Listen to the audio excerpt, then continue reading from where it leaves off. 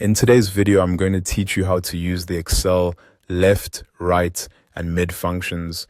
We'll be working with a simple workbook and some sample data that's already placed in cells A1 through A4. These functions are very useful when you need to extract specific parts of text, especially from things like product codes, IDs, or other structured values. The goal here is to learn how to pull characters from the beginning, the end, or the middle of a text string. Start by opening the workbook. Once it's open, take a moment to look at the sample data in column A. This is the text we'll use for each of the three functions. First, let's use the left function. Click on an empty cell, such as B2, and type the formula equals left, open parenthesis, A2, comma, 3, close parenthesis. Then press enter. This tells Excel to look at the value in cell A2 and return the first three characters from the left side of that text.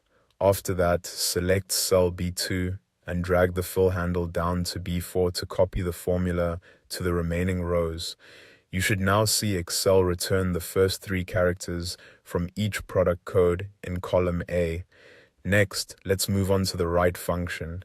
Click cell C2 and type equals right, open parenthesis, A2, comma, 5, close parenthesis. Press enter.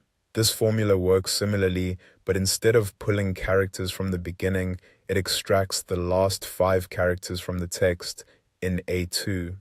Once you've entered it, drag the fill handle from C2 down to C4 to copy the formula. You'll now see the last 5 characters from each product code appear in column C. Finally, let's use the MIDI function. Click cell D2 and type equals MID, open parenthesis, A2, comma, 5, comma, 3, close parenthesis. Then press enter. The MIDI function is a little different because it needs both a starting position and the number of characters to return.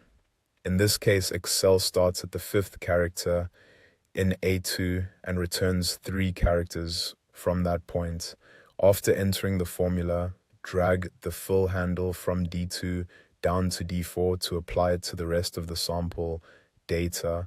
Column D will now display 3 characters beginning at the 5th character of each text string.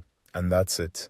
You've now learned how to use left to extract characters from the beginning of text, right to pull them from the end, and mid to return characters from the middle.